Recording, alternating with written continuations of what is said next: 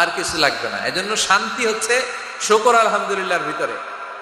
শান্তি কিসের ভিতরে? শুকর আলহামদুলিল্লাহর ভিতরে। এজন্য আওয়াজ করে পড়েন আলহামদুলিল্লাহ। আপনার চাহিদার কোনোদিন শেষ হবে না। দেখবেন যার পা নাই সে পা দেখে আফসোস করে, ইস লোকটা হেঁটে যায়, কি সুন্দর যায়, আমি তো হাঁটতে পারি না, যদি হাঁটতে পারতাম, যদি দুইটা পা থাকতো। যার পা আছে সে সাইকেলওয়ালাদেরকে দেখে আফসোস করে, ইস আমার যদি একটা সাইকেল থাকতো তাহলে তার হাঁটা লাগতো না, সাইকেল দিয়ে বাজারে যেতাম।